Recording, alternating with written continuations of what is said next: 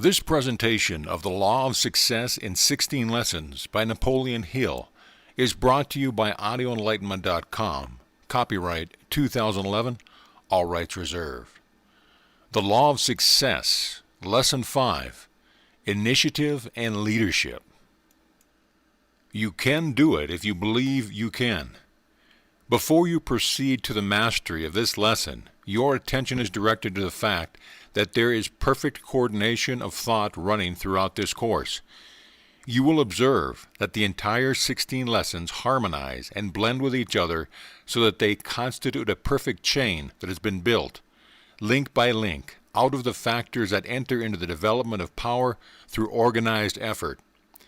You will observe also that the same fundamental principles of applied psychology form the foundation of each of these 16 lessons, although different application is made of these principles in each of the lessons. This lesson on initiative and leadership follows the lesson on self-confidence for the reason that no one could become an efficient leader or take the initiative in any great undertaking without belief in himself. Initiative and leadership are associated terms in this lesson for the reason that leadership is essential for the attainment of success, and initiative is the very foundation upon which this necessary quality of leadership is built. Initiative is as essential to success as a hub is essential to a wagon wheel. And what is initiative? It is that exceedingly rare quality that prompts, nay, impels a person to do that which ought to be done without being told to do it.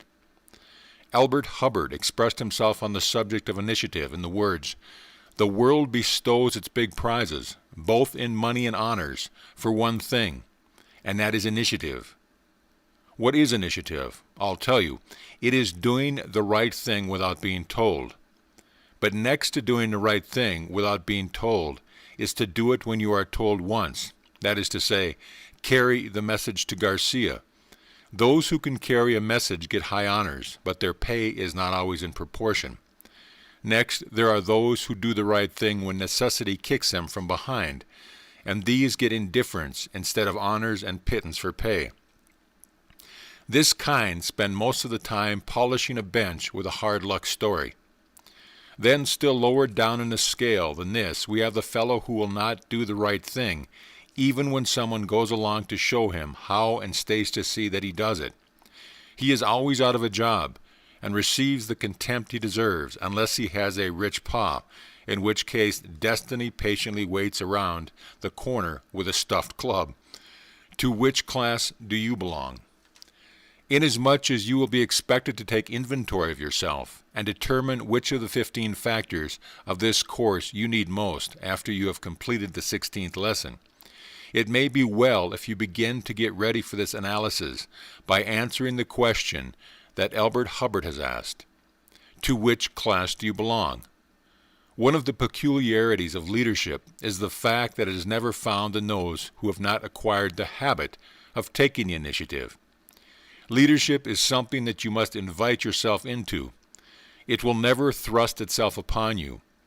If you will carefully analyze all leaders whom you know, you will see that not only exercise initiative, but they went about their work with a definite purpose in mind. You will also see that they possessed that quality described in the 3rd lesson of this course, self-confidence. These facts are mentioned in this lesson for the reason that it will profit you to observe that successful people make use of all the factors covered by the 16 lessons of the course, and for the more important reason that it will profit you to understand thoroughly the principle of organized effort which this reading course is intended to establish in your mind. This seems an appropriate place to state that this course is not intended as a shortcut to success, nor is it intended as a mechanical formula that you may use in noteworthy achievement without effort on your part. The real value of the course lies in the use that you will make of it, and not in the course itself. The chief purpose of the course is to help you develop in yourself the 15 qualities covered by the 16 lessons of the course, and one of the most important of these qualities is initiative, the subject of this lesson. We will now proceed to apply the principle upon which this lesson is founded by describing in detail just how it served successfully to complete a business transaction which most people would call difficult. In 1916, I needed $25,000 with which to create an educational institution, but I had neither this sum nor sufficient collateral with which to borrow it through the usual banking sources. Did I bemoan my fate or think of what I might accomplish if some rich relative or good Samaritan would come to my rescue by loaning me the necessary capital? I did nothing of the sort. I did just what you will be advised throughout this course to do. First of all, I made the securing of this capital my definite chief aim. Second, I laid out a complete plan through which to transform this aim into reality. Backed by sufficient self-confidence and spurred on by initiative, I proceeded to put my plan into action. But before the action stage of the plan had been reached, more than 6 weeks of constant, persistent study and effort and thought were embodied in it. If a plan is to be sound, it must be built of carefully chosen material. You will here observe the application of the principle of organized effort, through the operation of which it is possible for one to ally or associate several interests in such a way that each of these interests is greatly strengthened and each supports all the others, just as one link in a chain supports all the other links. I wanted this $25,000 in capital for the purpose of creating a school of advertising and salesmanship. 2 things were necessary for the organization of such a school. One was the $25,000 capital, which I did not have, and the other was my proper course of instruction, which I did have. My problem was to ally myself with some group of men who needed that which I had, and who would supply me the $25,000. This alliance had to be made through a plan that would benefit all concerned. After my plan had been completed, and I was satisfied that it was equitable and sound, I laid it before the owner of a well-known and reputable business college, which just then was finding competition quite keen, and was badly in need of a plan for meeting this competition. My plan was presented in about these words. Whereas you have one of the most reputable business colleges in the city, and whereas you need some plan with which to meet the stiff competition in your field, and whereas your good reputation has provided you with all the credit you need, and whereas I have a plan that will help you meet this competition successfully, be it resolved that we ally ourselves through a plan that will give you that which you need, and at the same time supply me with something which I need. Then I proceeded to unfold my plan further in these words. I have written a very practical course on advertising and salesmanship. Having built this course out of my actual experience in training and directing salesmen, and my experience in planning and directing many successful advertising campaigns, I have back of it plenty of evidence of its soundness. If you will use your credit in helping market this course, I will place it in your business college as one of the regular departments of your curriculum and take entire charge of this newly created department. No other business college in the city will be able to meet your competition for the reason that no other college has such a course as this. The advertising that you do in marketing this course will serve also to stimulate the demand for your regular business course. You may charge the entire amount that you spend for this advertising to my department, and the advertising bill will be paid out of that department, leaving you the accumulative advantage that will accrue to you and your other departments without cost to you. Now I suppose you will want to know where I profit by this transaction, and I will tell you. I want you to enter into a contract with me in which it will be agreed that when the cash receipts from my department equal the amount that you have paid out of the contracted to pay out the advertising, my department and my course in advertising and salesmanship become my own, and I may have the privilege of separating this department from your school and running it under my own name. The plan was agreeable, and the contract was closed. Please keep in mind that my definite purpose was to secure the use of $25,000 for which I had no security to offer. In a little less than a year, the business college had paid out slightly more than $25,000 for advertising and marketing my course and the other expenses incidental to the operation of this newly organized department.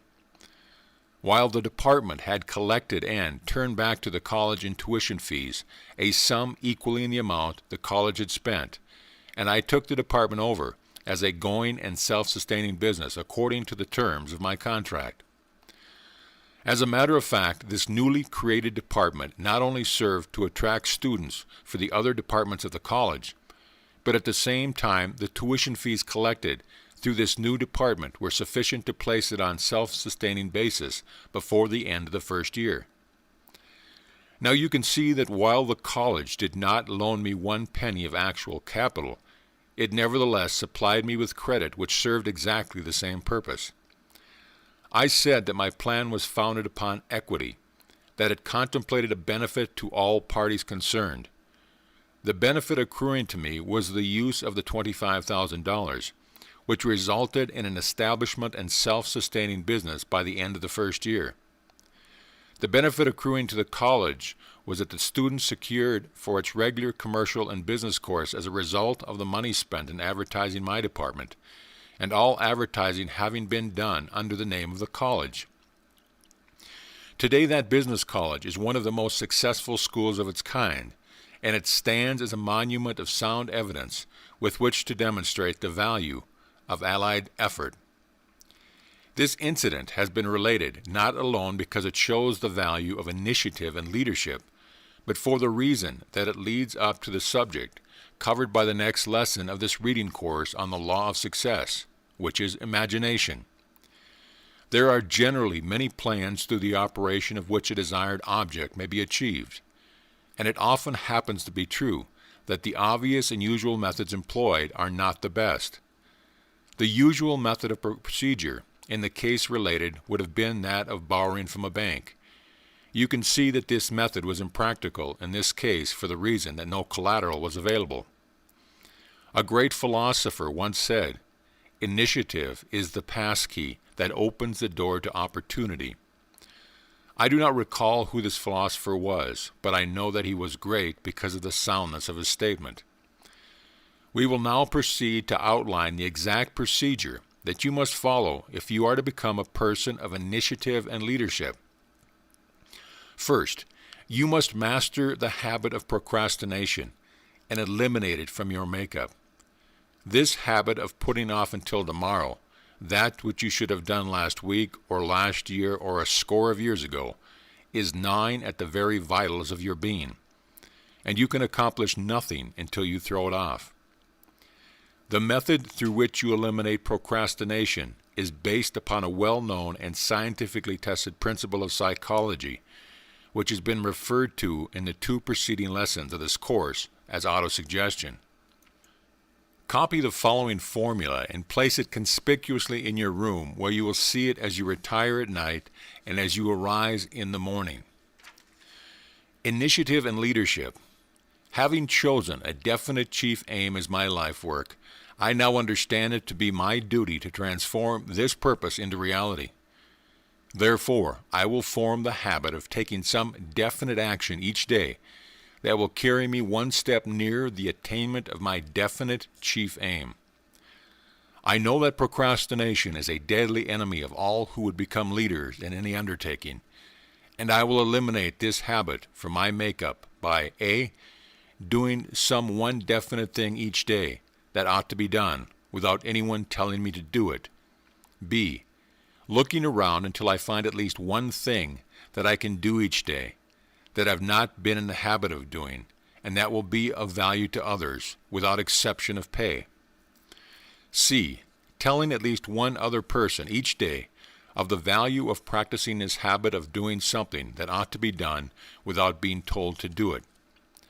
I can see that the muscles of the body become strong in proportion to the extent to which they are used. Therefore, I understand that the habit of initiative also becomes fixed in proportion to the extent that it is practiced. I realize that the place to begin developing the habit of initiative is in the small, commonplace things connected with my daily work. Therefore I will go at my work each day as I were doing it solely for the purpose of developing this necessary habit of initiative. I understand that by practicing this habit of taking the initiative in connection with my daily work, I will not only develop habit, but I will also be attracting the attention of those who will place greater value on my services as a result of this practice. Sign the document. Regardless of what you are doing now, every day brings you face to face with a chance to render some service outside of the course of your regular duties that will be of value to others. In rendering this additional service of your own accord, you of course understand that you are not doing so with the object of receiving monetary pay. You are rendering this service because it provides you with ways and means of exercising, developing, and making stronger the aggressive spirit of initiative, which you must possess before you can ever become an outstanding figure in the affairs of your chosen field of life work. Those who work for money alone, and who receive for their pay nothing but money, are always underpaid, no matter how much they receive. Money is necessary, but the big prizes of life cannot be measured in dollars and cents. No amount of money could possibly be made to take the place of the happiness and joy and pride that belong to the person who digs a better ditch, or builds a better chicken coop, or sweeps a cleaner floor, or cooks a better meal. Every normal person loves to create something that is better than the average. The joy of creating a work of art is a joy that cannot be replaced by money or any other form of material possession. I have in my employ a young lady who opens, assorts, and answers much of my personal mail. She began in my employ more than 3 years ago. Then her duties were to take dictation when she was asked to do so. Her salary was about the same as that which others received for similar service. One day I dictated the following motto, which I asked her to typewrite for me. Remember that your only limitation is the one that you set up in your own mind. As she handed the typewritten page back to me, she said, "Your motto has given me an idea that is going to be of value to both you and me." I told her I was glad to have been of service to her. The incident made no particular impression on my mind, but from that day on I could see that it had made a tremendous impression on her mind. She began to come back to the office after supper and perform service that she was neither paid for nor expected to perform. Without anyone telling her to do it, she began to bring to my desk letters that she had answered for me. She had studied my style, and these letters were attended to as well as I could have done it, in some instances much better. She kept up this habit until my personal secretary resigned. When I began to look for someone to take his place, what was more natural than to turn to this young woman to fill the place? Before I had time to give her the position, she took it on her initiative. My personal mail began to come to my desk with a new secretary name attached, and she was that secretary. On her own time, after hours, without additional pay, she had prepared herself for the best position on my staff. But that is not all. This young lady became so noticeably efficient that she began to attract the attention of others who offered her attractive positions. I have increased her salary many times, and she now receives a salary more than 4 times as large as the amount she received when she first went to work for me as an ordinary stenographer. And to tell you the truth, I am helpless in the matter, because she has made herself so valuable to me that I cannot get along without her. That is initiative transformed into practical, understandable terms. I would be remiss in my duties if I failed to direct your attention to an advantage other than a greatly increased salary that this young lady's initiative has brought her. It has developed in her a spirit of cheerfulness that brings her happiness, which most stenographers never know. Her work is not work it is a great interesting game at which she is playing. Even though she arrives at the office ahead of the regular stenographers and remains there long after they have watched the clock tick off 5 o'clock in quitting time, her hours are shorter by far than are those of the other workers. Hours of labor do not drag on the hands of those who are happy at their work. This brings us to the next step in our description of the exact procedure that you must follow in developing initiative and leadership. Second, you of course understand that the only way to get happiness is by giving it away to others. The same applies to the development of initiative. You can best develop this essential quality in yourself by making it your business to interest those around you in doing the same thing. It is a well-known fact that a man learns best that which he endeavors to teach others. If a man embraces a certain creed or religious faith, the first thing he does is to go out and try and sell it to others. And in exact proportion to the extent to which he impresses others, does he impress himself. In the field of salesmanship, it is a well-known fact that no salesman is successful in selling others until he has first made a good job of selling himself. Stated conversely, no salesman can do his best to sell others without sooner or later selling himself that which he's trying to sell to others. Any statement that a person repeats over and over again for the purpose of inducing others to believe it, he also will come to believe. And this holds good whether the statement is false or true. You can now see the advantage of making it your business to talk initiative, think initiative, eat initiative, sleep initiative, and practice initiative. By so doing, you are becoming a person of initiative and leadership. For it is a well-known fact that people will readily, willingly, and voluntarily follow the person who shows by his action that he is a person of initiative. In the place where you work or the community in which you live, you come in contact with other people. Make it your business to interest every one of them who will listen to you in the development of initiative. It will not be necessary for you to give your reasons for doing this, nor will it be necessary for you to announce the fact that you are doing it. Just go ahead and do it. In your mind, you will understand, of course, that you are doing it because this practice will help you and will at least do those whom you influence in the same practice no harm. If you wish to try an experiment that will prove both interesting and profitable to you, pick out some person of your acquaintance whom you know to be a person who never does anything that he is not expected to do, and begin selling him your idea of initiative. Do not stop by merely discussing the subject once. Keep it up every time you have a convenient opportunity. Approach the subject from a different angle each time. If you go at this experiment in a tactful and forceful manner, you will soon observe a change in the person on whom you are trying to experiment. And you will observe something else of a more important still. You will observe a change in yourself. Do not fail to try this experiment. You cannot talk initiative to others without developing a desire to practice it yourself. Through the operation of the principle of autosuggestion, every statement that you make to others leaves its imprint on your own subconscious mind, and this holds good whether your statements are false or true. You have often heard the saying, "He who lives by the sword will die by the sword." Properly interpreted, this simply means that we are constantly attracting to ourselves and weaving into our own characters and personalities those qualities which our influence is helping to create in others. If we help others develop the habit of initiative, we in turn develop the same habit. If we sow the seeds of hatred and envy and discouragement in others, we in turn develop those qualities in ourselves.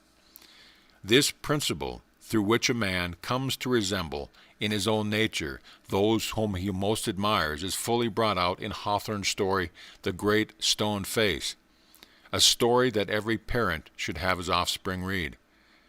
We come now to the next step in our description of the exact procedure that you must follow in developing initiative and leadership. Third, before we go further, let it be understood what is meant by the term leadership, as it is used in connection with this reading course on the law of success. There are two brands of leadership, and one of them is as deadly and destructive as the other is helpful and constructive. The deadly brand, which leads not to success, but to absolute failure, is the brand adopted by pseudo-leaders who force their leadership on unwilling followers. It will not be necessary here to describe this brand or to point out the fields of endeavor in which it is practiced, with the exception of the field of war. And in this field we will mention but one notable exception, that of Napoleon. Napoleon was a leader, there can be no doubt about this, but he led his followers and himself to destruction. The details are recorded in the history of France and the French people, where you may study them if you choose. It is not Napoleon's brand of leadership that is recommended in this course, although I will admit that Napoleon possessed all the necessary fundamentals for great leadership, excepting one he lacked, the spirit of helpfulness to others as an objective. His desire for the power that comes through leadership was based solely on self-aggrandizement. His desire for leadership was built upon personal ambition and not upon the desire to lift the French people to a higher and nobler station in the affairs of nations. The brand of leadership that is recommended through this course of instruction is the brand which leads to self-determination and freedom, and self-development and enlightenment and justice. This is the brand that endures. For example, and as a contrast with the brand of leadership through which Napoleon raised himself into prominence, consider our own American commoner Lincoln. The object of his leadership was to bring truth and justice and understanding to the people of the United States. Even though he died a martyr to his belief in this brand of leadership, his name has been engraved upon the heart of the world in terms of loving kindliness that will never bring aught but good to the world. Both Lincoln and Napoleon led armies in warfare, but the objects of their leadership were as different as night is different from day. If it would give you a better understanding of the principles upon which this reading course is based, you could easily be cited to leadership of today which resembles both the brand that Napoleon employed and that which Lincoln made the foundation of his life work. But this is not essential. Your own ability to look around and analyze men who take the leading parts in all lines of endeavor is sufficient to enable you to pick out the Lincoln as well as the Napoleon types. Your own judgment will help you decide which type you prefer to emulate. There can be no doubt in your mind as to the brand of leadership that is recommended in this reading course, and there should be no question in your mind as to which of the two brands described you will adopt as your brand. We make no recommendation on this subject, however, for the reason that this reading course has been prepared as a means of laying before its students the fundamental principles upon which power is developed, and not as a preachment on ethical conduct. We present both the constructive and the destructive possibilities of the principles outlined in this course, that you may become familiar with both, but we leave entirely to your own discretion the choice and application of these principles, believing that your own intelligence will guide you to make a wise selection. The penalty of leadership. In every field of human endeavor, he that is first must perpetually live in the white light of publicity. Whether the leadership be vested in a man or in a manufactured product, emulation and envy are ever at work. In art, in literature, in music, in industry, the reward and the punishment are always the same. The reward is widespread recognition, the punishments fierce denial and detractions. When a man's work becomes a standard for the whole world, it also becomes a target for the shafts of the envious few. If his work be merely mediocre, he will be left severely alone. If he achieve a masterpiece, it will set a million tongues a-wagging. Jealousy does not protrude its forked tongue at the artist who produces a commonplace painting. Whatsoever you write or paint or play or sing or build, no one will strive to surpass or slander you, unless your work be stamped with the seal of genius. Long, long after a great work or a good work has been done, those who are disappointed or envious continue to cry out that it cannot be done. Mean voices were raised against the author of the Law of Success before the ink was dry on the first textbook. Poisoned pens were released again against the author and the philosophy the moment the first edition of the course was printed.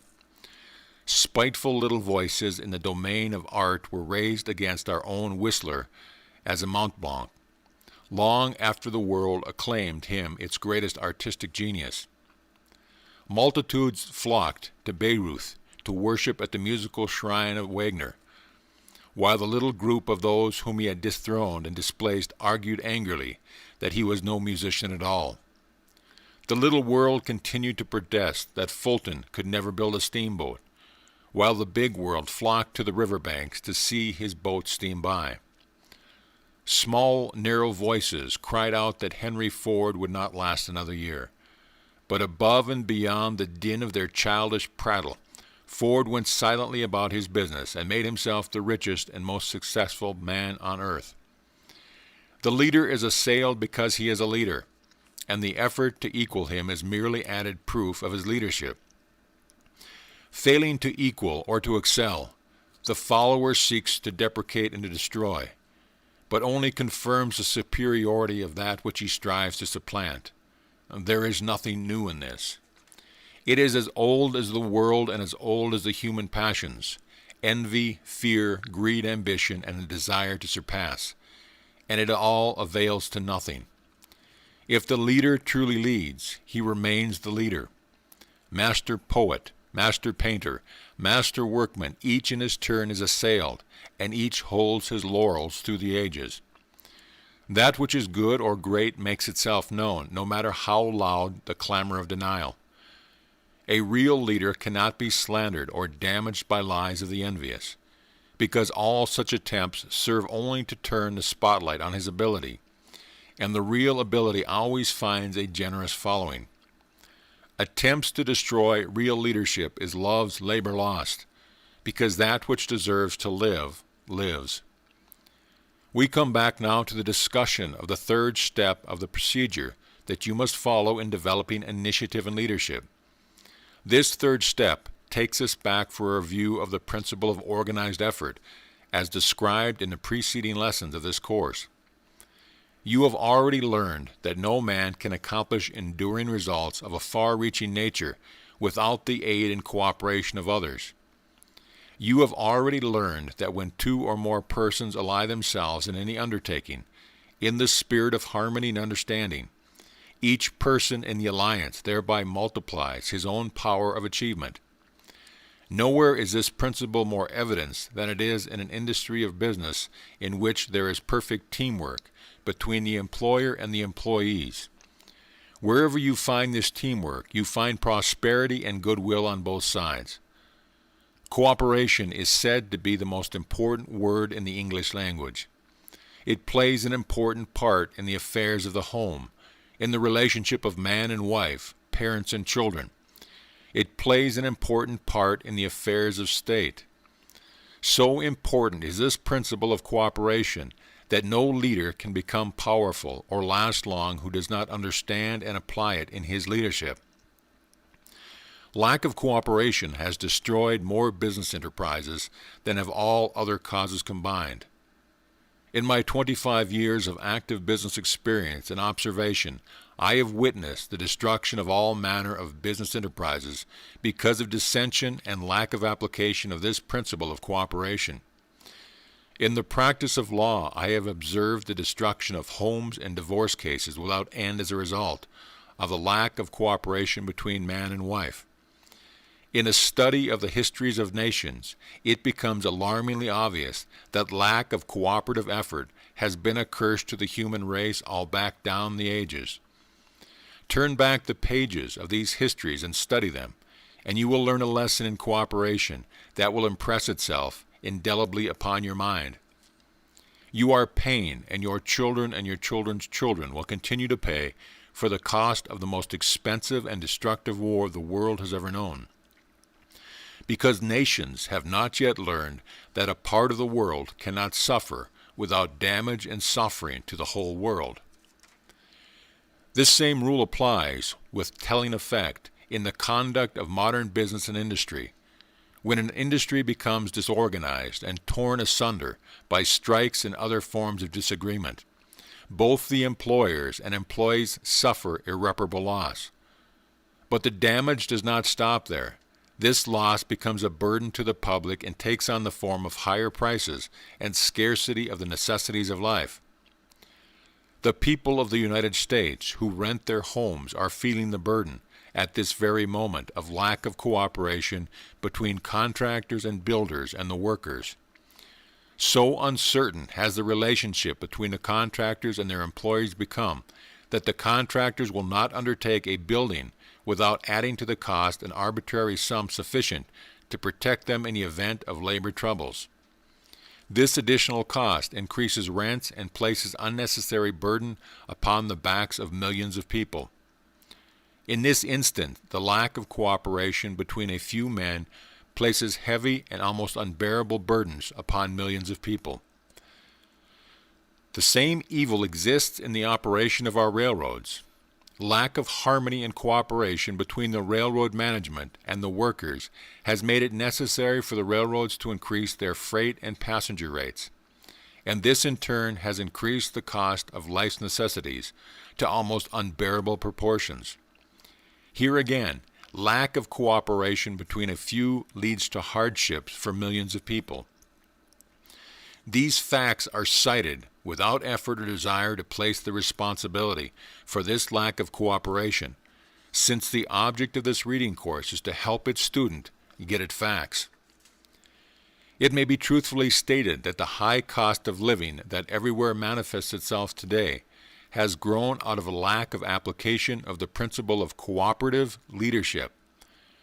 Those who wish to decry present systems of government and industrial management may do so, but in the final analysis it becomes obvious to all except those who are not seeking the truth that the evils of government and of industry have grown out of the lack of cooperation.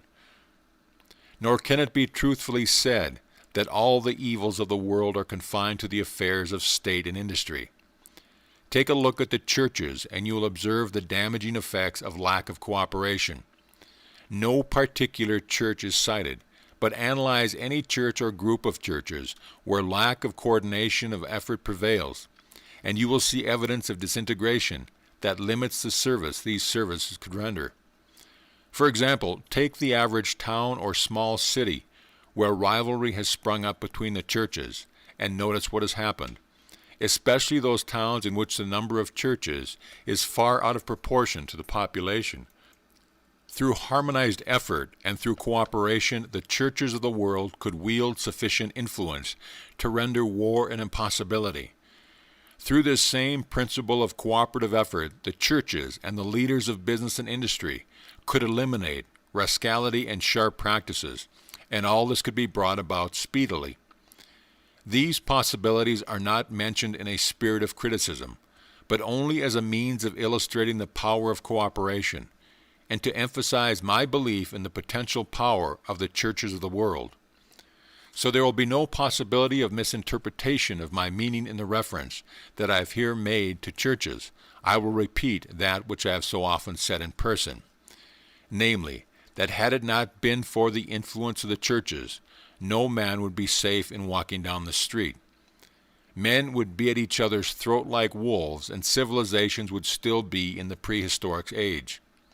My complaint is not against the work that the churches have done, but the work that they could have done through leadership that was based upon the principle of coordinated, cooperative effort, which would have carried civilization at least 1,000 years ahead of where it is today.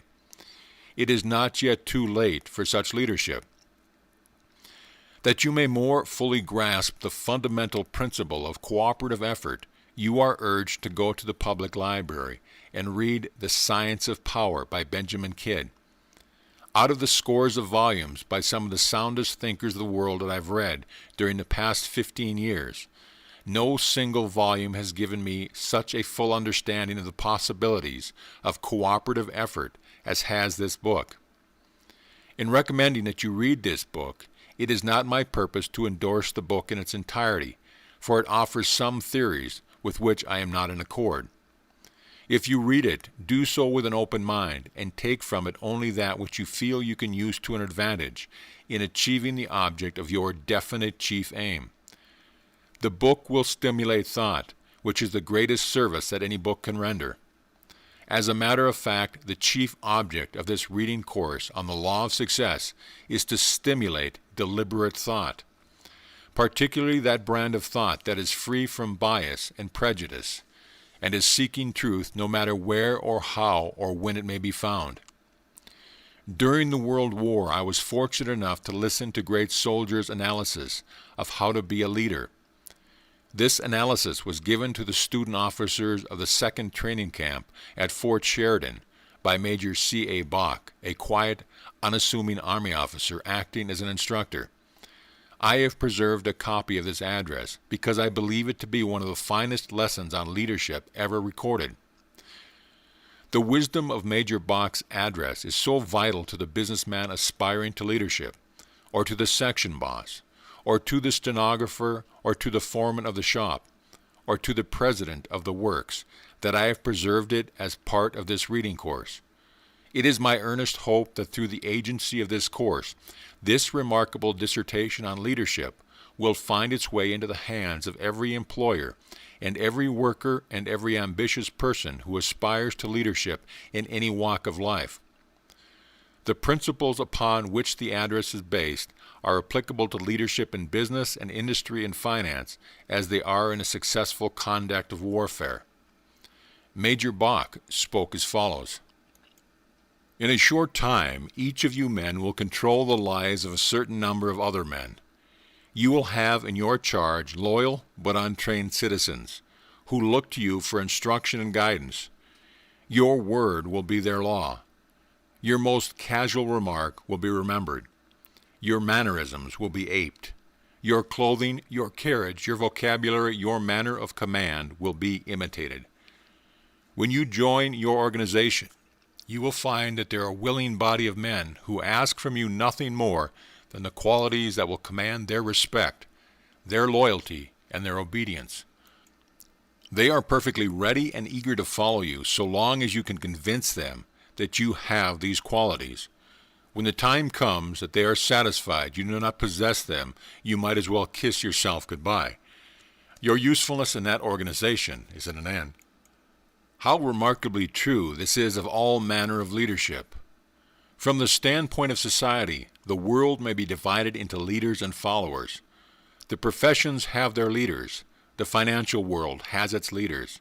In all this leadership, it is difficult, if not impossible, to separate from the element of pure leadership that selfish element of personal gain or advantage to the individual, without which any leadership would lose its value. It is in military service only, where men freely sacrifice their lives for a faith, where men are willing to suffer and die for the right or the prevention of its wrong, that we can hope to realize leadership in its most exalted and disinterested sense. Therefore, when I say leadership, I mean military leadership. In a few days, the great mass of you men will receive commissions as officers. These commissions will not make you leaders. They will merely make you officers. They will place you in a position where you can become leaders if you possess the proper attributes. But you must make good, not so much with the man over you as with the man under you. Men must and will follow into battle officers who are not leaders, but the driving power behind these men is not enthusiasm but discipline. They go without doubt and trembling that prompts the unspoken question, what will he do next? Such men obey the letter of their orders, but no more. Of devotion to their commander, of exalted enthusiasm which scorns personal risk, of self-sacrifice to ensure their personal safety, they know nothing. Their legs carry them forward because their brain and their training tell them they must go. Their spirit does not go with them. Great results are not achieved by cold, passive, unresponsive soldiers. They don't go very far and they stop as soon as they can. Leadership not only demands but receives the willing, unhesitating, unfaltering obedience and loyalty of other men, and a devotion that will cause them, when the time comes, to follow their uncrowned king to hell and back again, if necessary. You will ask yourself, of just what, then, does leadership consist? What must I do to become a leader? What are the attributes of leadership, and how can I cultivate them? Leadership is a composite of a number of qualities, just as success is a composite of the 15 factors out of which this reading course was built. Among the most important, I would list self-confidence, moral ascendancy, self-sacrifice, paternalism, fairness, initiative, decision, dignity, and courage. Self-confidence results first from exact knowledge. Second, the ability to impart that knowledge. And third, the feeling of superiority over others that naturally follows. All these give the officer poise. To lead, you must know. You may bluff all your men some of the time, but you can't do it all the time. Men will not have confidence in an officer unless he knows his business, and he must know it from the ground up. The officer should know more about paperwork than his first sergeant and company clerk put together. He should know more about messing than his mess sergeant, more about diseases of the horse than his troop farrier. He should be at least as good a shot as any man in a company. If the officer does not know and demonstrates the fact that he does not know, it is entirely human for the soldier to say to himself, "To hell with him. He doesn't know as much about this as I do," and calmly disregard the instructions received. There is no substitute for accurate knowledge. Become so well informed that men will hunt you up to ask questions, and that your brother officers will say to one another, "Ask Smith, he knows." And not only should each officer know thoroughly the duties of his next grade, but he should study those of the 2 grades next above him. A twofold benefit attaches to this. He prepares himself for duties which may fall to his lot any time during battle. He further gains a broader viewpoint which enables him to appreciate the necessity for the issuance of orders and join more intelligently in their execution. Not only must the officer know, but he must be able to put what he knows into grammatical, interesting, forceful language. He must learn to stand on his feet and speak without embarrassment. I am told that in British training camps, student officers are required to deliver 10-minute talk on any subject they choose. That is an excellent practice, for to speak clearly, one must think clearly, and clear, logical thinking expresses itself in definite, positive orders. While self-confidence is the result of knowing more than your men, moral ascendancy over them is based upon your belief that you are the better man. To gain and maintain this ascendancy, you must have self-control, physical vitality and endurance and moral force. You must have yourself so well in hand that even though in battle you may be scared stiff, you will never show it. For if by so much as a hurried movement or a trembling of the hands, or a change of expression, or a hasty order hastily revoked, you indicate your mental condition, it will be reflected in your men in a far greater degree. In garrison or camp, many instances will arise to try your temper and wreck the sweetness of your disposition. If at such times you fly off the handle, you have no business to be in charge of men. For men in anger say and do things that they almost invariably regret afterwards. An officer should never apologize to his men. Also, an officer should never be guilty of an act for which his sense of justice tells him he should apologize. Another element in gaining moral ascendancy lies in the possession of enough physical vitality and endurance to withstand the hardships to which you and your men are subjected, and a dauntless spirit that enables you not only to accept them cheerfully, but to minimize their magnitude. Make light of your troubles, belittle your trials, and you will help vitality to build up within your organization, an esprit whose value in time of stress cannot be measured. Moral force is the third element in gaining moral ascendancy. To exert moral force, you must live clean. You must have sufficient brain power to see the right and the will to do right. Be an example to your men. An officer can be a power for good or a power for evil. Don't preach to them. That will be worse than useless. Live the kind of life you would have them lead. and you will be surprised to see the number that will imitate you. A loud-mouthed, profane captain who is careless of his personal appearance will have a loud-mouthed, profane, dirty company. Remember what I tell you, your company will be the reflection of yourself. If you have a rotten company, it will be because you are a rotten captain. Self-sacrifice is essential to leadership. You will give all the time. You will give of yourself physically for the longest hours. The hardest work and the greatest responsibility are the lot of the captain. He is the first man up in the morning and the last man in at night. He works while others sleep. You will give of yourself mentally, in sympathy and appreciation for the troubles of men in your charge. This one's mother has died, and that one has lost all his savings in a bank failure. They may desire help, but more than anything else, they desire sympathy. Don't make the mistake of turning such men down with a statement that you have troubles of your own. For every time you do that, you knock a stone out of the foundation of your very own house. Your men are your foundation, and your house of leadership will tumble about your ears unless it rests securely upon them. Finally, you will give of your own slender financial resources. You will frequently spend your own money to conserve the health and well-being of your men, or to assist them when in trouble. Generally, you get your money back. Very frequently, you must charge it off to profit and loss.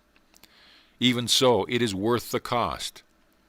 When I say that paternalism is essential to leadership, I use the term in its better sense.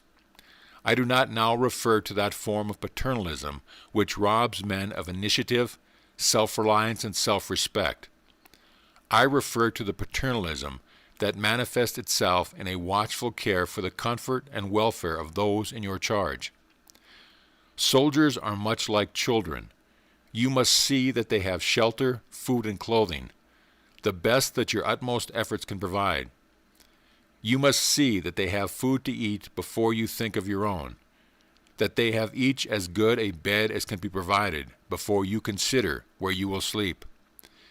You must be far more solicitous of their comfort than of your own. You must look after their health. You must conserve their strength by not demanding needless exertion or useless labor. And by doing all these things, you are breathing life into what would otherwise be a mere machine. You are creating a soul in your organization that will make the mass respond to you as though it were one man, and that is esprit. And when your organization has this esprit, you will wake up some morning and discover that your tables have been turned, that instead of your constantly looking out for them, they have, without even a hint from you, taken up the task of looking out for you.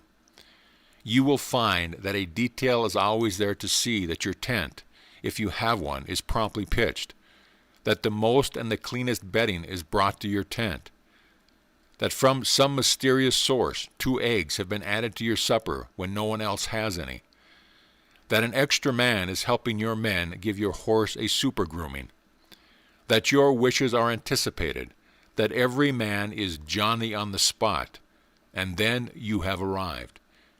You cannot treat all men alike. A punishment that would be dismissed by one man with a shrug of the shoulders is mental anguish for another.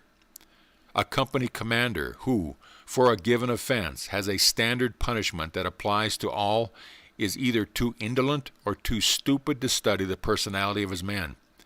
In his case, justice is certainly blind. Study your men as carefully as the surgeon studies a difficult case.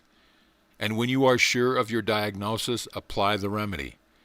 And remember that you apply the remedy to effect a cure, not merely to see the victim squirm. It may be necessary to cut deep, but when you are satisfied as to your diagnosis, don't be diverted from your purpose by any false sympathy for the patient. Hand in hand with fairness in awarding punishment walks fairness in giving credit. Everybody hates a human hog.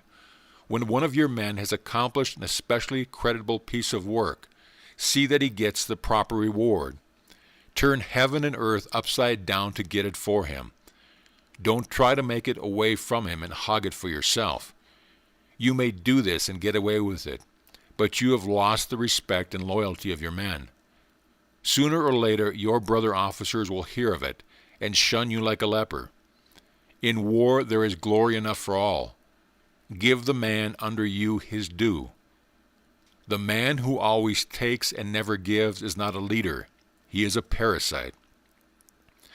There is another kind of fairness, that which will prevent an officer from abusing the privileges of his rank. When you expect respect from soldiers, be sure you treat them with equal respect. Build up their manhood and self-respect. Don't try and pull it down. For an officer to be overbearing and insulting in the treatment of enlisted men is the act of a coward. He ties the man to a tree with ropes of discipline and then strikes him in the face, knowing full well that the man cannot strike back. Consideration, courtesy, and respect from officers toward enlisted men are not incompatible with discipline. They are parts of our discipline. Without initiative and decision, no man can expect to lead. In maneuvers, you will frequently see, when an emergency arises, certain men calmly give instant orders which later on analysis prove to be, if not exactly the right thing, but very nearly the right thing to have done. You will see other men in emergency become badly rattled. Their brains refuse to work, or they give a hasty order, revoke it, give another, revoke that. In short, show every indication of being in a blue funk. Regarding the first man, you may say, "That man is a genius. He hasn't had time to reason this thing out. He acts intuitively." Forget it. Genius is merely the capacity for taking infinite pains.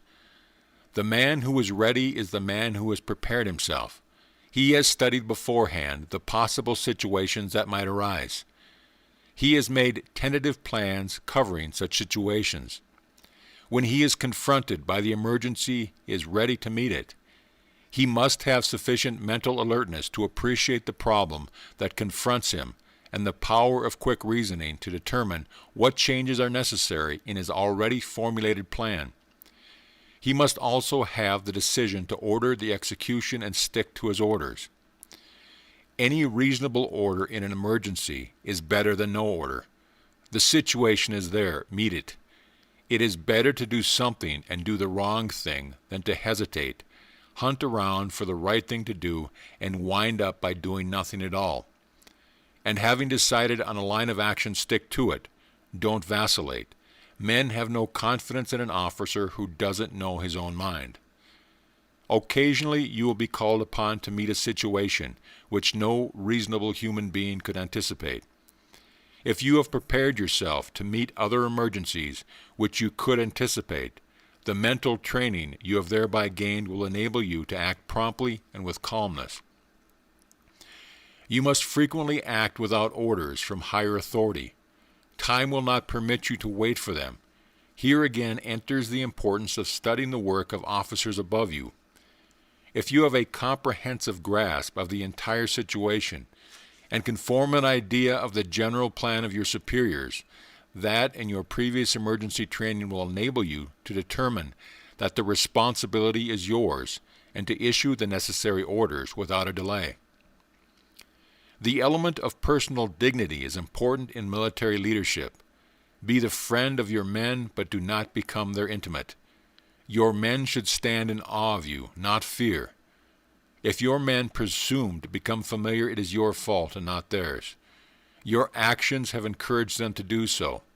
And above all things, don't cheapen yourself by courting their friendship or currying their favor. They will despise you for it. If you are worthy of their loyalty and respect and devotion, they will surely give all things without asking. If you are not, nothing that you can do will win them.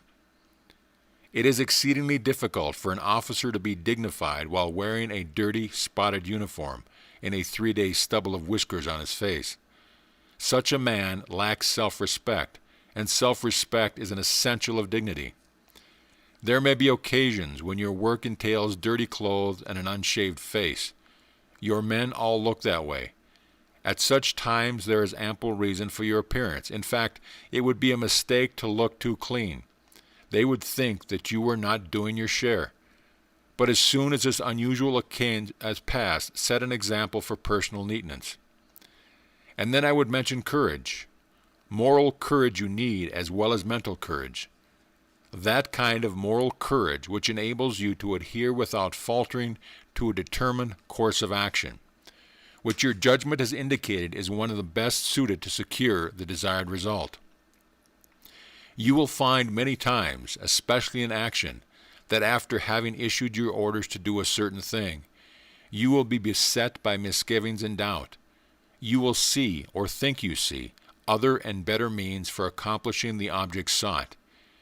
You will be strongly tempted to change your orders. Don't do it until it is clearly manifested that your first orders were radically wrong. For if you do, you will be again worried by doubts as to the efficiency of your second orders. Every time you change your orders without obvious reason, you weaken your authority and impair the confidence of your men. Have the moral courage to stand by your order and see it through. Moral courage further demands that you assume the responsibility for your own acts. If your subordinates have loyally carried out your orders and the movement you directed is a failure, the failure is yours, not theirs. Yours would have been the honor had it been successful. Take the blame if the result is disaster. Don't try to shift it to a subordinate and make them the goat. That is a cowardly act. Furthermore, you will need moral courage to determine the fate of those under you.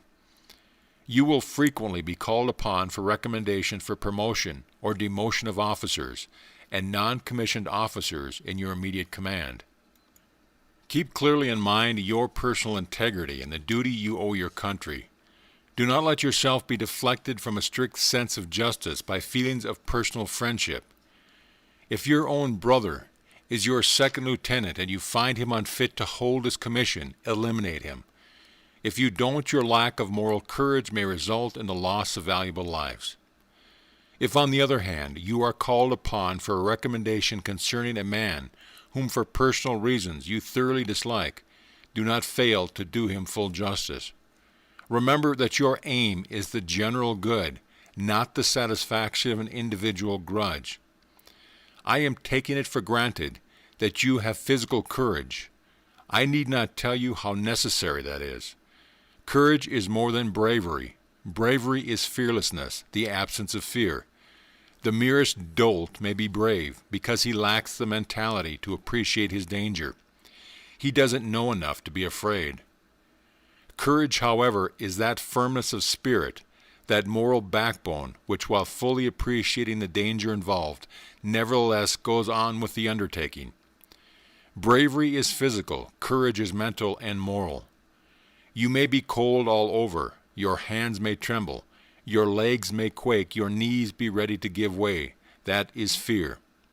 If, nevertheless, you go forward, if, in spite of this physical defection, you continue to lead your men against the enemy, you have courage. The physical manifestations of fear will pass away.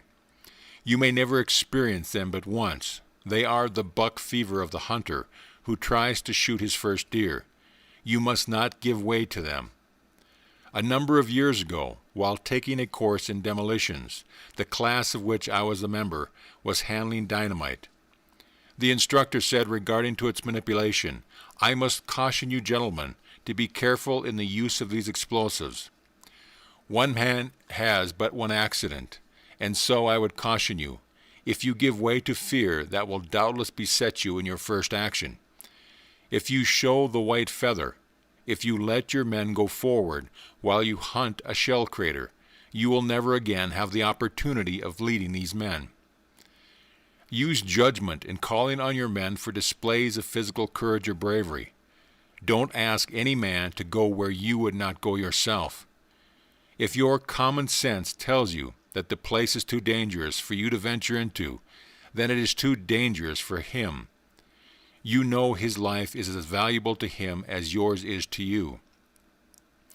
Occasionally, some of your men must be exposed to danger which you cannot share. A message must be taken across a fire-swept zone. You call for volunteers. If your men know you and know that you are right, you will never lack volunteers. For they will know your heart is your work, that you are giving your country the best you have, that you would willingly carry the message yourself if you could. Your example and enthusiasm will have inspired them. And lastly, if you aspire to leadership, I would urge you to study men. Get under their skins and find out what is inside. Some men are quite different from what they appear to be on the surface. Determine the working of their mind. Much of General Robert E. Lee's success as a leader may be ascribed to his ability as a psychologist. He knew most of his opponents from West Point days, knew the workings of their minds, and he believed that they would do certain things under certain circumstances, and in nearly every case he was able to anticipate their movement and block the execution. You cannot know your opponent in this war in the same way, but you can know your own men. You can study each to determine wherein lies his strength and his weakness, which man can be relied upon to the last gasp and which cannot. Know your men, know your business, know yourself.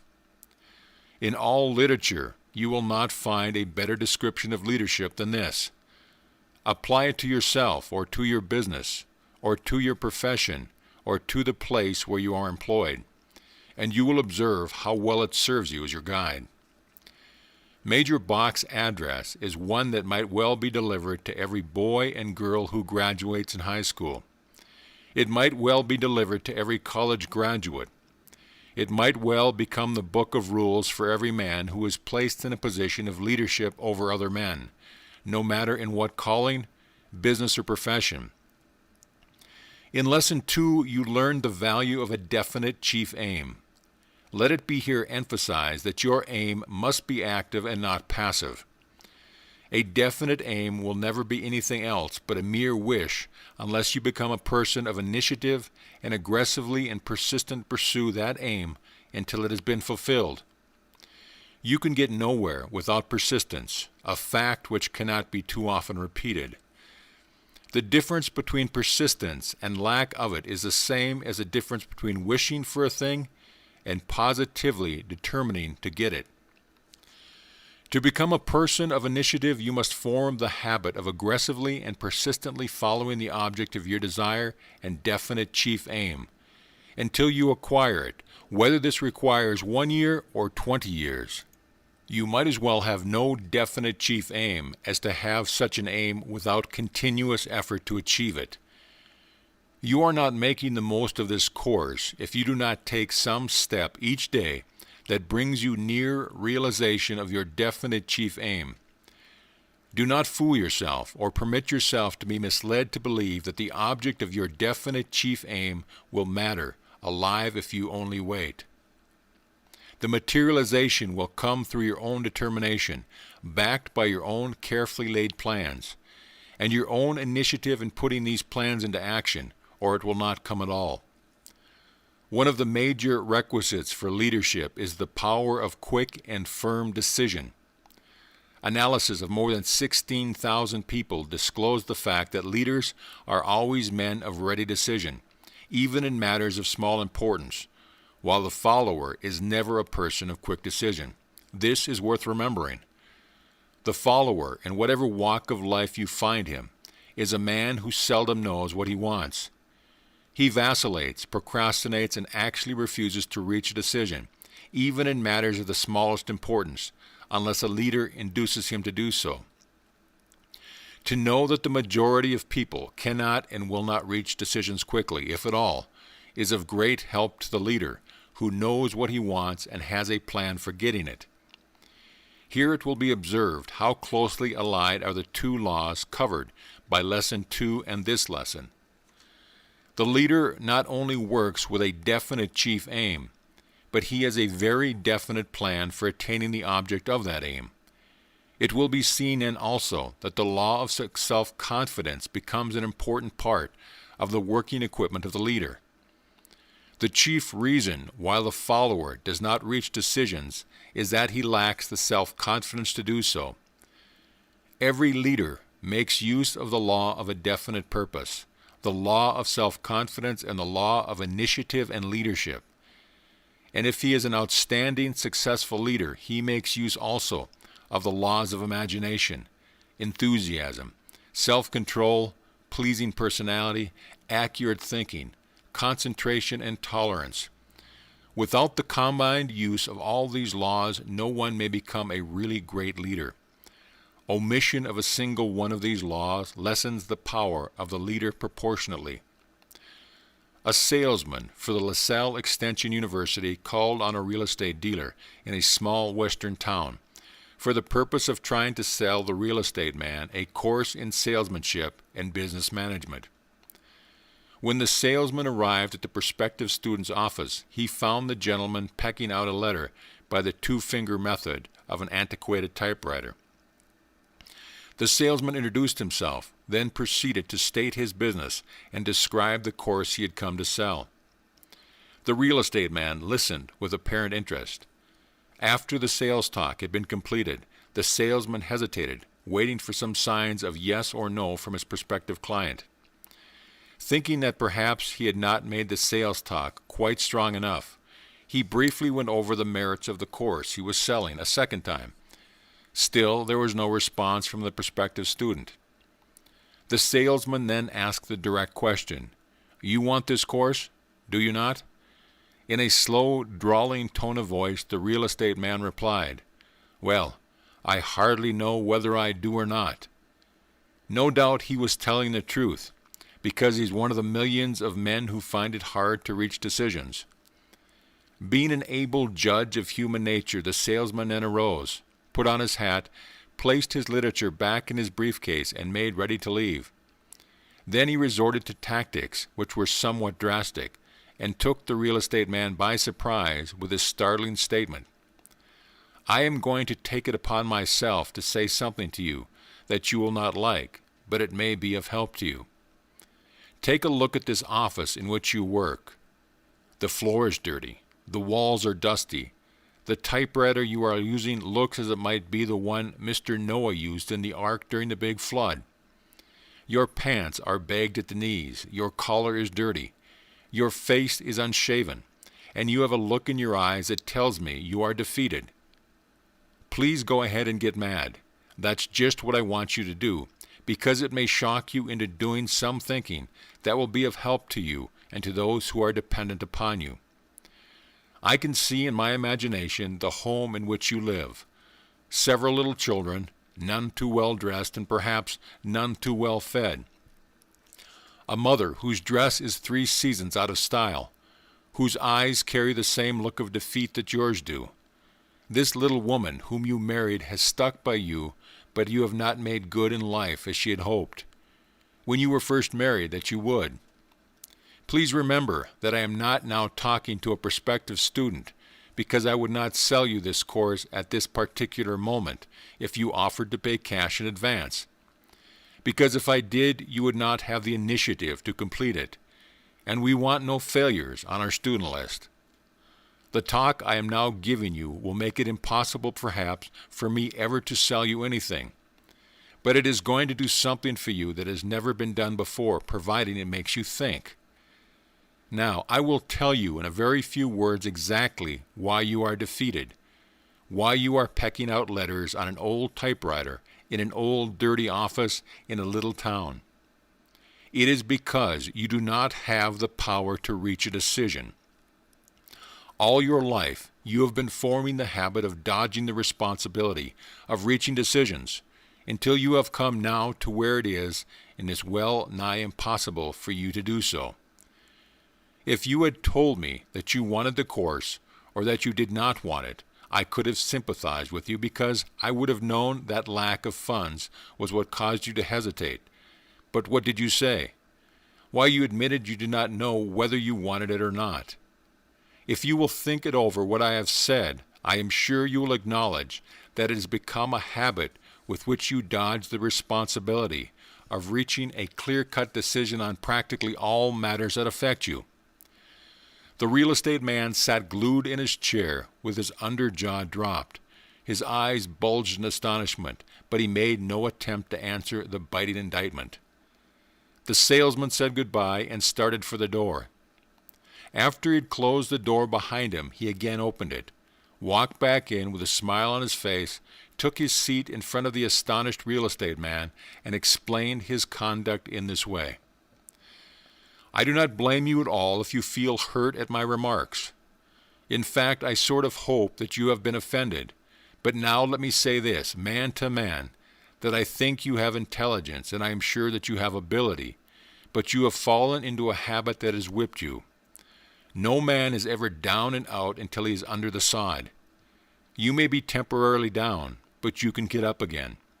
And I am just sportsman enough to give you my hand and offer you a lift, if you will accept my apologies for what I have said.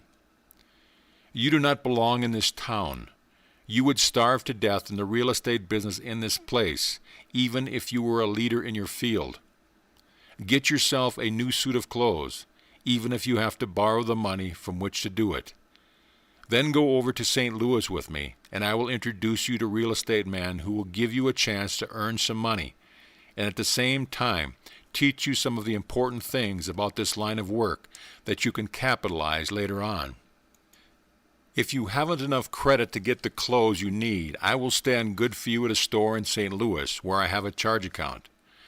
I am in earnest, and my offer to help you is based upon the highest motive that can actuate a human being. I am successful in my own field, but I have not always been so. I went through just what you are now going through, but the important thing is that I went through it and got it over with, just as you are going to do if you will follow my advice. Will you come with me? The real estate man started to arise, but his legs wobbled and he sank back into his chair. Despite the fact that he was a great big fellow with rather pronounced manly qualities, known as the He-Man type, his emotions got the better of him and he actually wept. He made a second attempt and got on his feet, shook hands with the salesman, thanked him for his kindness, and said he was going to follow the advice, but he would do so in his own way. Calling for an application blank, he signed for the course on salesmanship and business management, made the first payment in nickels and dimes, and told the salesman he would hear from him again. 3 years later, this real estate man had an organization of 60 salesmen and one of the most successful real estate businesses in the city of St. Louis. The author of this course, who was advertising manager of the LaSalle Extension University at the time this incident happened, has been in this real estate man's office many times and has observed him over a period of more than 15 years. He is an entirely different man from the person interviewed by the LaSalle salesman over 15 years ago. And the thing that made him different is the same that makes you different. It is the power of decision, which is so essential to leadership. This real estate man is now a leader in the real estate field. He is directing the efforts of other salesmen and helping them to become more efficient.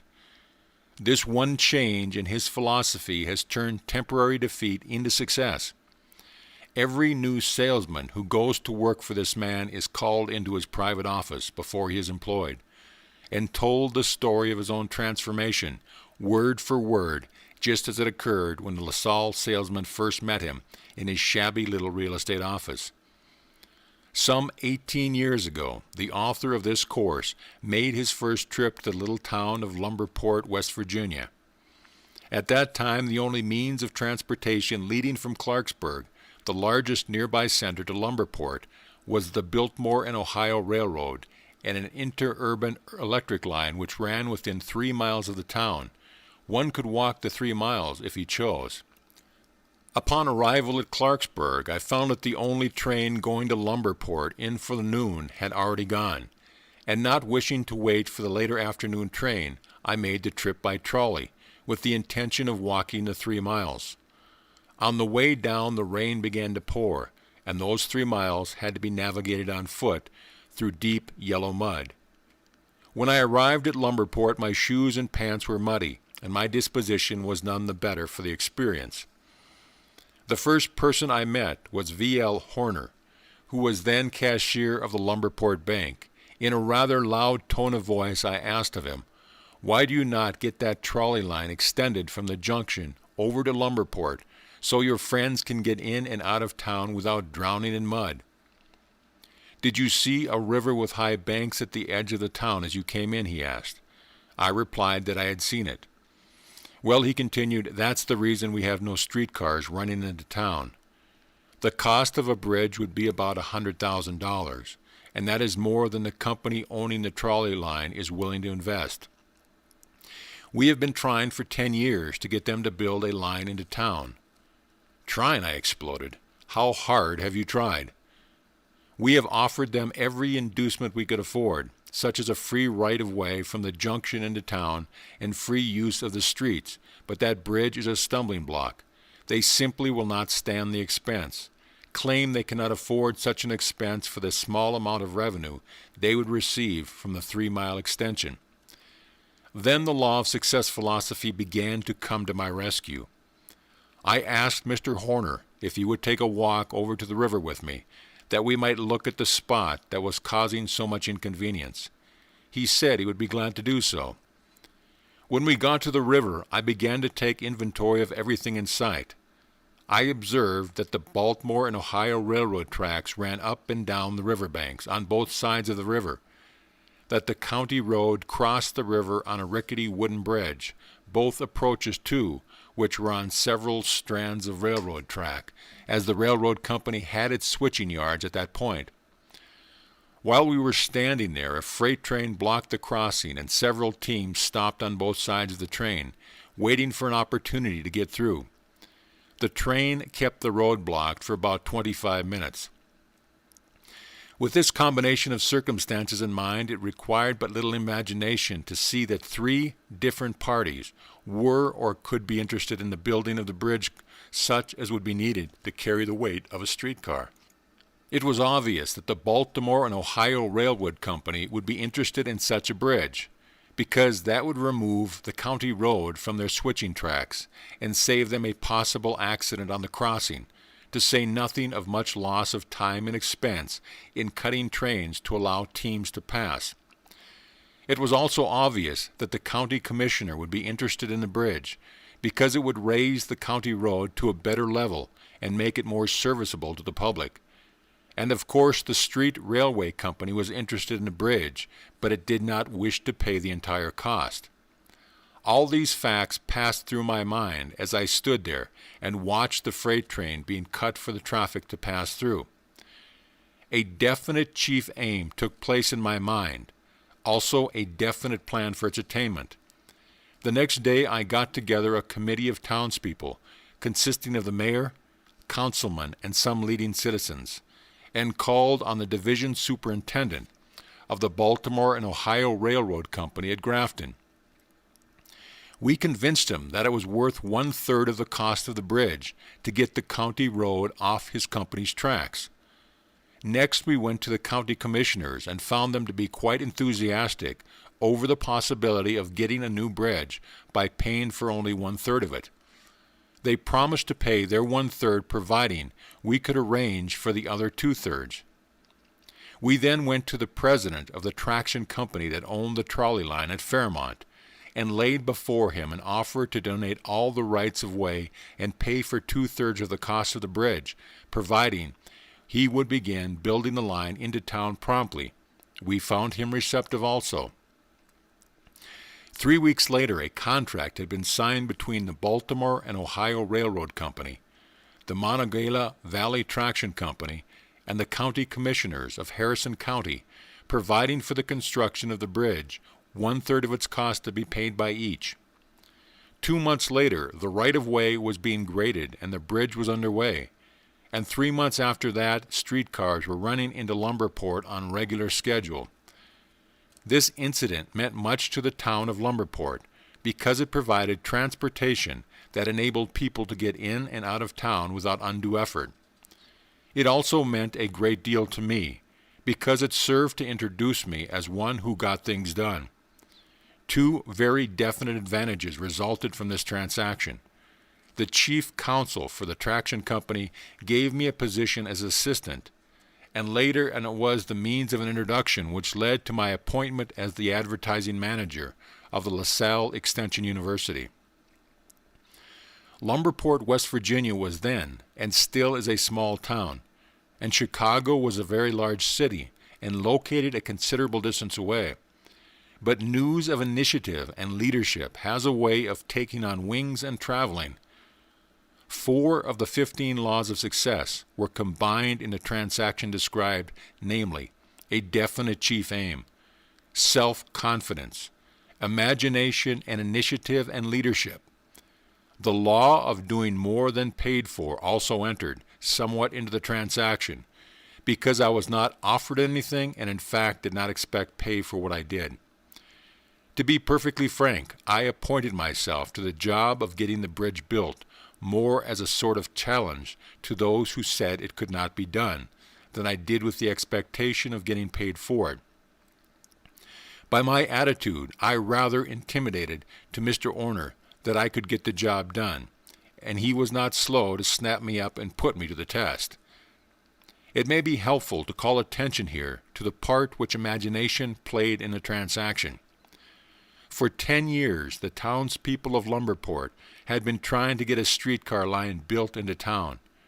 It must not be concluded that the town was without men of ability, because that would be inaccurate. In fact, there were many men of ability in the town, but they had been making the mistake which is so commonly made by us all, of trying to solve their problem through one single source, whereas there were actually 3 sources of solution available to them. $100,000 was too much for one company to assume for the construction of a bridge, but when the cost was distributed between 3 interested parties, the amount to be borne by each was more reasonable.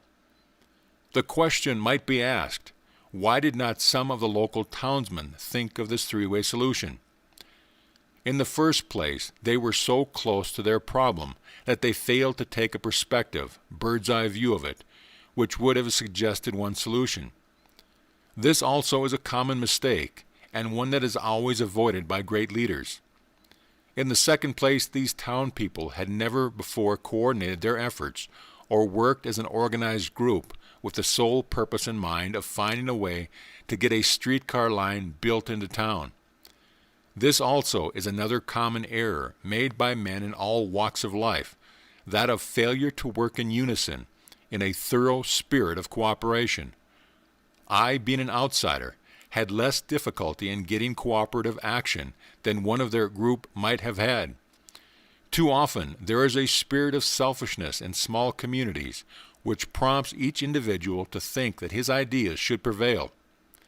It is an important part of the leader's responsibility to induce people to subordinate their own ideas and interests for the good of the whole, and this applies to matters of a civic business, social, political, financial, or industrial nature. Success, no matter what may be one's conception of that term, is nearly always a question of one's ability to get others to subordinate their own individualities and follow a leader. The leader who has the personality and the imagination to induce his followers to accept his plan and carry them out faithfully is always an able leader. The next lesson on imagination will take you still further into the art of tactful leadership. In fact, leadership and imagination are so closely allied and so essential for success that one cannot be successfully applied without the other. Initiative is the moving force that pushes the leader ahead, but imagination is the guiding spirit that tells him which way to go. Imagination enabled the author of this course to analyze the Lumberport Bridge problem, break it up into its 3 component parts, and assemble these parts in a practical working plan. Nearly every problem may be so broken up into parts which are more easily manageable as parts than they are from assembled as a whole. Perhaps one of the most important advantages of imagination is that it enables one to separate all problems into their component parts and to reassemble them in more favorable combinations. It has been said that all battles in warfare are won or lost, not on the firing line after the battle begins, but back of the lines through the sound strategy or the lack of it, used by the generals who plan the battles.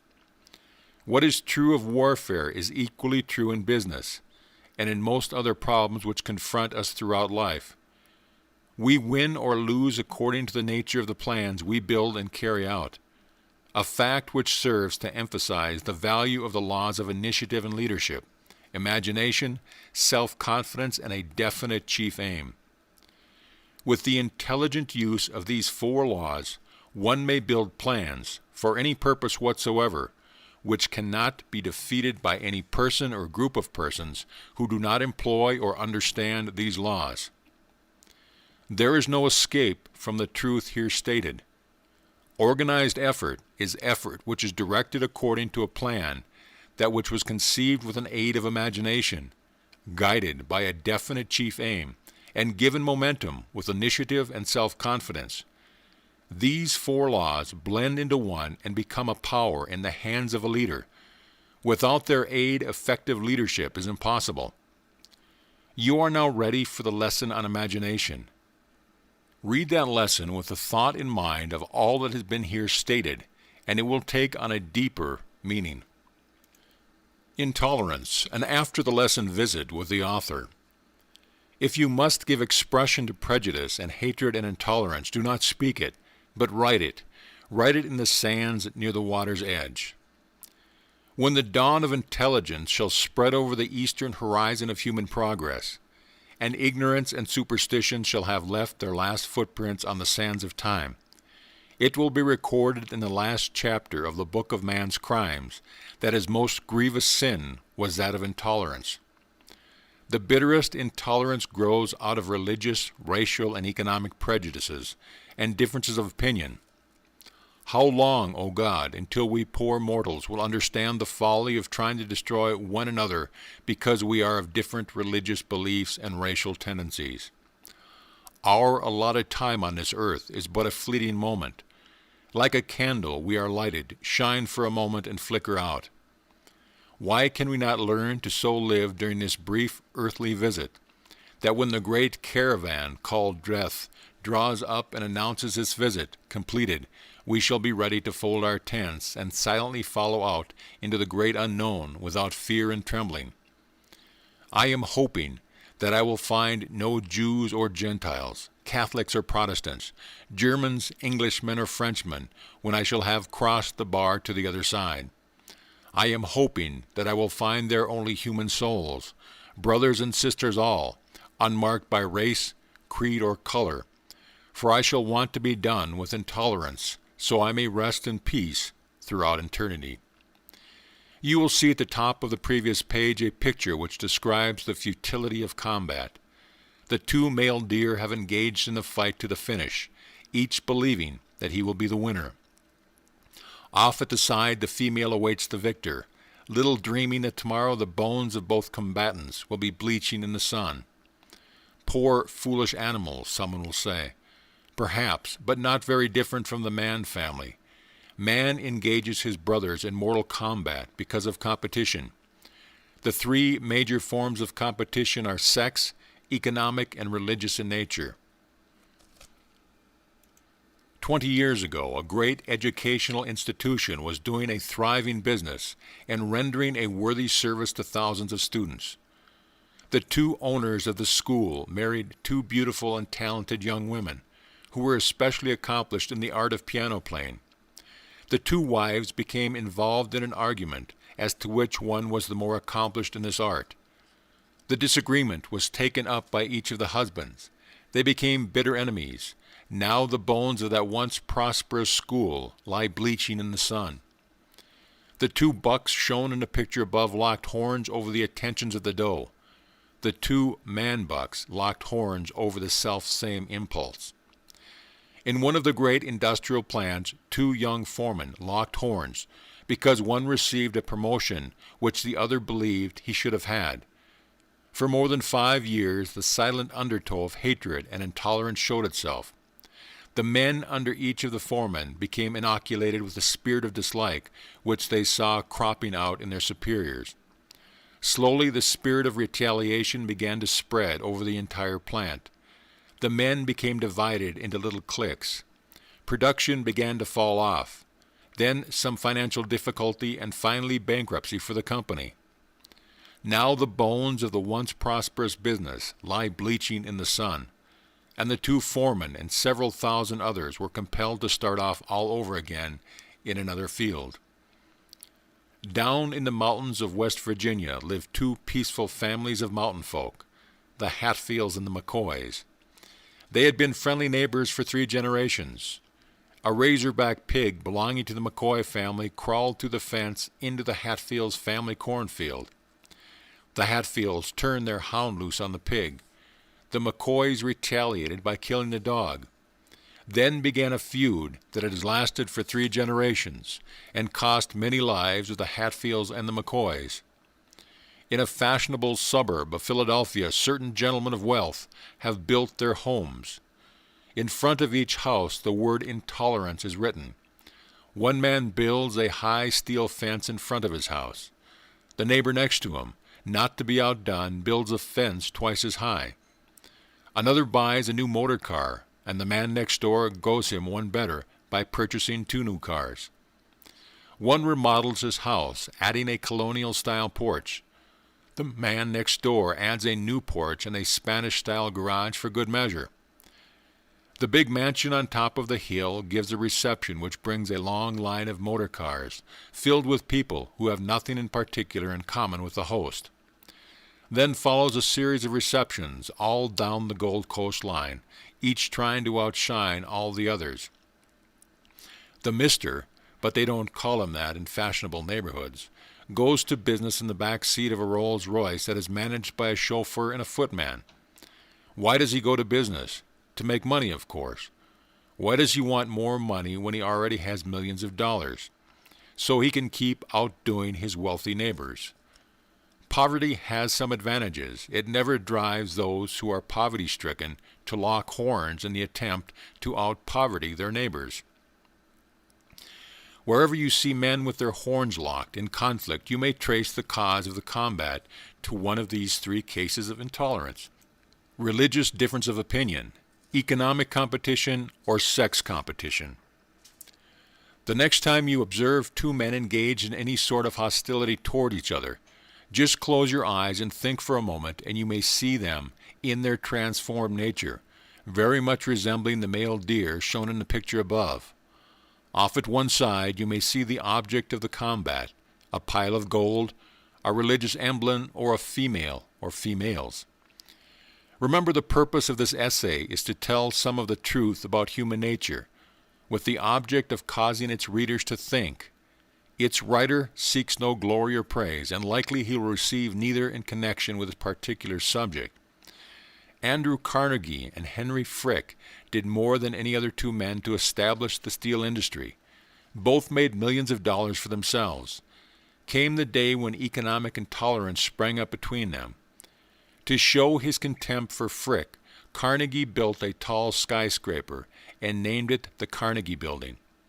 Frick retaliated by erecting a much taller building alongside of the Carnegie Building, naming it the Frick Building. These 2 gentlemen locked horns in a fight to the finish. Carnegie lost his mind and perhaps more, for all we have this world knows. What Frick lost is known only to himself and the keeper of the great records. In memory, their bones lie bleaching in the sun of prosperity. The steel men of today are managing things differently. Instead of locking horns, they now interlock directorates, with the result that each is practically a solidified, strong unit of the whole industry. The steel men of today understand the difference between the meaning of the words competition and cooperation, a difference which the remainder of us would do well to understand also. In England, the men who own the mines and those who run the labor unions locked horns. Had not the cooler heads unlocked these horns, the bones of the British Empire, including both the owners of industry and the labor unions, should soon have lain bleaching in the sun. 1 year of open combat between the unions and the owners of industry in Great Britain would have meant annihilation of the British Empire. The other nations of the world would have grabbed all the economic machinery now controlled by Britain. Let the leaders of American industry and unionism not forget. 15 factors enter into the attainment of success. One of these is tolerance. The other 14 are mentioned many times in this series of lessons. Intolerance binds man's legs with the shackles of ignorance, and covers his eyes with the scales of fear and superstition. Intolerance closes the book of knowledge and writes on the cover, "Open not this book again. The last word has been herein written." It is not your duty to be tolerant, it is your privilege. Remember as you read this article that sowing the seed of intolerance is the sole and exclusive business of some men. All wars and all strikes and all other forms of human suffering bring profit to some. If this were not true, there would be no wars or strikes or other similar forms of hostilities. In the United States today, there is a well-organized system of propaganda, the object of which is to stir up strife and hostility between the owners of industry and those who work in these industries. Take another look at the picture at the beginning of this article, and you may see what will happen to all who lock horns in labor disagreements. And remember that it is always the bones of the workers, and not those of the leaders of either the unions or the industries, that lie bleaching in the sun after the fight is over. When you feel yourself preparing to lock horns with someone, remember that it will be more profitable if you lock hands instead. A warm, hearty handshake leaves no bones bleaching in the sun. Love is the only bow on life's dark cloud. It is the morning and the evening star. It shines upon the cradle of the babe and sheds its radiance upon the quiet tomb. It is the mother of art, inspirer of poem, patriot and philosopher. It is the air and light of every heart, builder of every home, kindler of every fire on every hearth. It was the first to dream of immortality. It fills the world with melody, for music is the voice of love. Love is the magician, the enchanter, that changes worthless things to joy, and makes right royal kings and queens of common clay. It is the perfume of the wondrous flower, the heart, and without that sacred passion, the divine swoon. We are less than beasts, but with it, earth is heaven, and we are gods. Ingersoll. Cultivate love for your fellow man, and you will no longer want to lock horns with him in futile combat. Love makes every man his brother's keeper. Verse. Love indeed is light from heaven, a spark of that immortal fire, which angels shared by Allah given, to lift from earth our low desire. Devotion wafts the mind above, but heaven itself descends in love. A feeling from the Godhead caught, to wean from self each sordid thought. A ray of Him who formed the whole, a glory circling round the soul. Byron. End of Lesson 5.